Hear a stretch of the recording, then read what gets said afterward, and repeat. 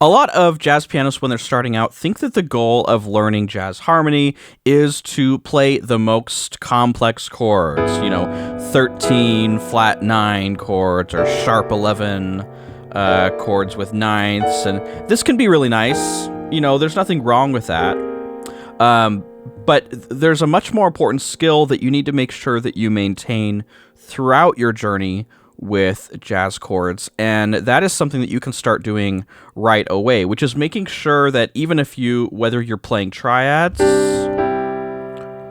or whether you're playing really complex chords, it's making sure that you can have motion in your chords. So something like this on a more complex chord, or even on a simpler chord, something like this. Right? So in this video, I'm going to be showing you 3 different ways that you can work on getting this motion into your chords so that you can make your playing much more expressive and meaningful, whether you're playing triads or whether you're playing, really complex 7th chords or 9th or 13th chords or things like that. So let's go ahead and get into it. And so for this video, we're going to be mostly just sticking with a C major chord. I'm going to be showing you a lot of different ways that you can explore. So even if we're just working on C major in your own practice, make sure to take this into different chords, different keys to figure out what you can do. So we're going to start out with this C major chord, and we're starting off with just moving one note at a time. So our 3 methods are going to be, we're moving one note at a time, then I'm going to show you how to move 2 notes at a time to create some motion in your chords, and then lastly, how to move 3 or more notes at a time when you're playing chords. So starting off with just one note at a time, we're just going to start with a C major chord in keyboard style, which basically means you're going to play the bass down here, the triad up here. And if you're looking at a lead sheet that just has C major, right, you're playing C major for 4 measures or longer, you don't just have to play this C major chord. There's a lot of different ways that you can add some motion. So we're going to start off with just moving this middle note, which is the E, and just experiment with just moving it down and then back up, right? And you can do this with any chord and any note in the chord, right? Right now I'm sticking with notes that are just within the C major scale, but you can create some really interesting textures and feelings with using some of the notes that are not in that C major. So you can do something like this.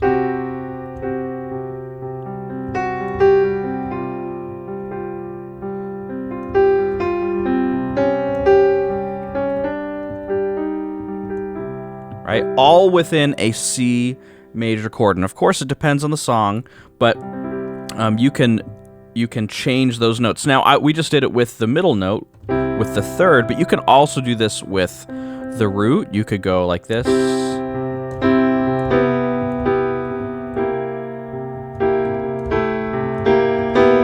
Right? You can move it back, or you can move it to another chord tone eventually, right?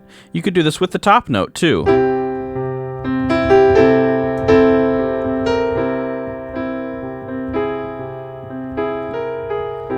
Right? So just spend some time just moving one note at a time and just seeing, ooh, what are some interesting flavors that I can add on top of this C major sound to make my chords feel like they're breathing, they're moving, and that's really what we're after here.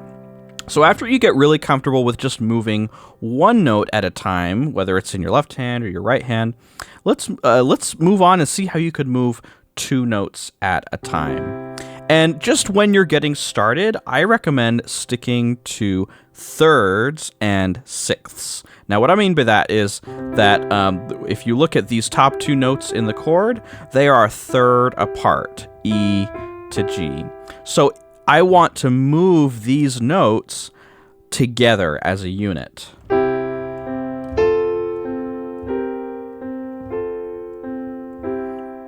Right? And I can keep moving them. As long as I stay with a 3rd, this can sound really nice.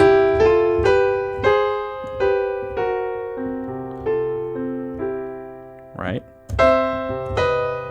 So it doesn't even have to be in the key, just like before.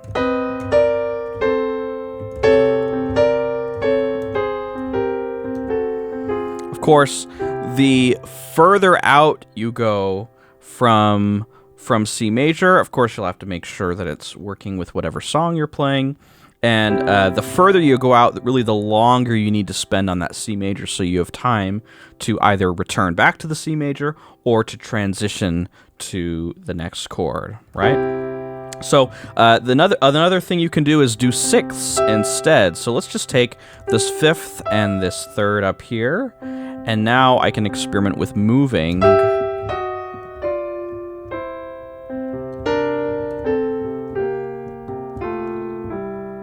Right? And again, I'm trying to land on something that's kind of within the chord, right?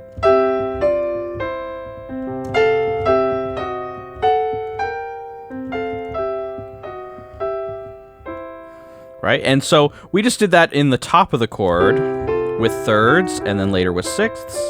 You can also do this in the middle of the chord. So let's do an open position rather than in keyboard style. We have C, G, E, and then C on top. And I can move these two notes in the middle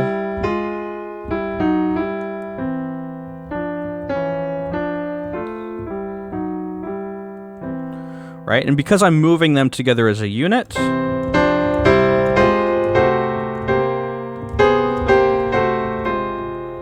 it can create a really nice sound. Now, as you're noticing, the more we do this, it's starting to sound a little bit more like a gospel technique, because this really comes out of classical music. It comes out of the gospel tradition, right? And so it's important to spend time with this technique, using it at the top of your voicings or in the middle with either thirds or sixths. Right, this is again all over C major, right? So that is moving with two voices. Now you can do things that are not moving together as a unit, but once again, it's easiest to get started with two notes that are moving as a unit together. And then later you might be able to figure out some ways that they can move a little bit more independently, each acting as a single voice that's moving through the chord. But start out with two voices moving together.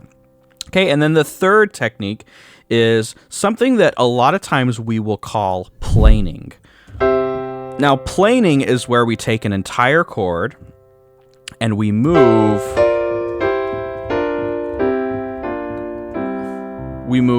through the chord. And for today, I'm showing you a way to use something called triad pairs to make that happen.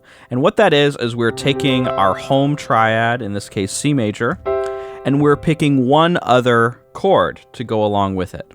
A lot of times it works best to do a chord that's either a step up or a step down. What I mean by that is we have C major, we have D minor that's just right next to it in the key, right? If you want this to sound more like a dominant chord, like a C7 chord, you could make it a B flat chord that's going to go with the C major, right? And so I can just go up playing C major, D minor, C major, D minor, C major, D minor, C major. And you can see how we're creating a lot of motion within the chord while staying within that overall sound of C major, right? Notice how the feeling changes when I do B flat major instead. So I'm doing C major and then B flat.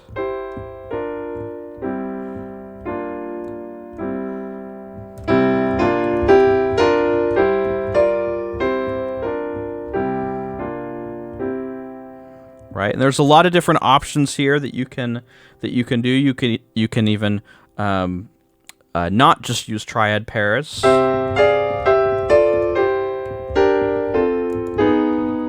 Right, there are a lot of different ways to do this, but I would recommend starting off with picking just two triads, and then moving through a chord with just those 2 triads, okay? And so you can, like we were just doing this on the top, right? You can also do this in the middle. So if I have this triad in the middle, I have C major in the middle.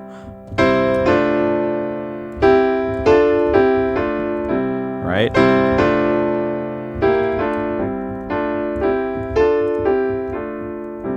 Right? A lot of things that you can do here to create a lot of motion in your chords over a single chord. And this can make it so that when you're playing simple chords or playing more complex chords, you can always find out ways to create motion in your chords. Now, you might be saying, well, how do I do this when I do have more complex chords or when I have a chord progression?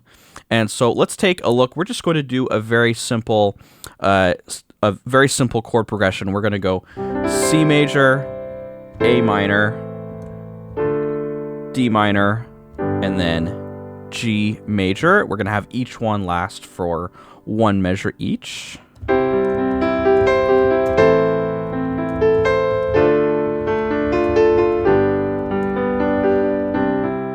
Right?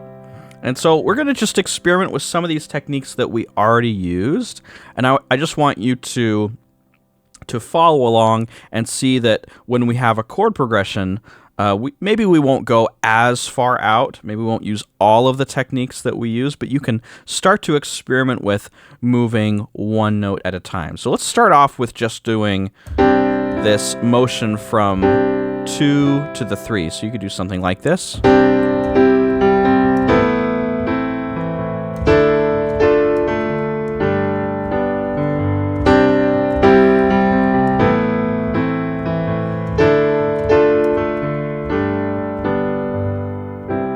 Right, and now let's do one that is that's a little bit more smooth from chord to chord. Let's try something like this, and I'm going to do a similar technique where I'm moving one of the notes of the chords, but it's not going to be the same every time.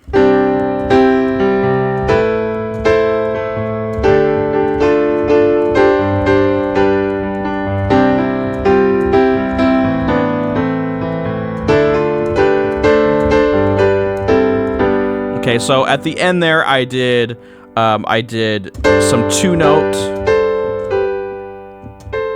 voice leading within the chord, and then I did a little bit of planing with A minor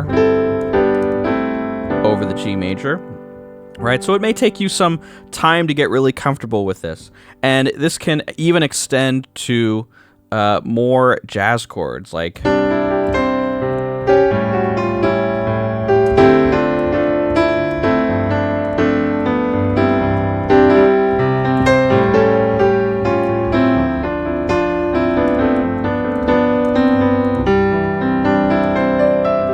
Right, so I don't expect that you'll know how to apply this on 7th chords just yet, but I would recommend using these 3 exercises, these 3 different ways to approach triads, and then once you get into 7th chords, you'll have a lot more that you can do. You'll have some ways that you can introduce some voice leading into your chords that will make things feel a lot more smooth, have a lot more vibrancy and life, so that you can make your comping and your chord playing much more interesting and expressive. So if you enjoyed this video and you would like to take the next step, you want to learn some jazz chords, get really comfortable with playing those 7th chords, those chords that have 7ths, 9ths, 11ths, and things like that, I'd recommend just getting started with my free jazz chord course. Anyone can play jazz chords, so you can get started with a quick and simple way that you can practice 7th chords in your daily practice so that you can start reading lead sheets and get more comfortable that way. So go ahead and check out Anyone Can Play Jazz Chords in the link in the description, and I'll see you in the next video. Thanks so much.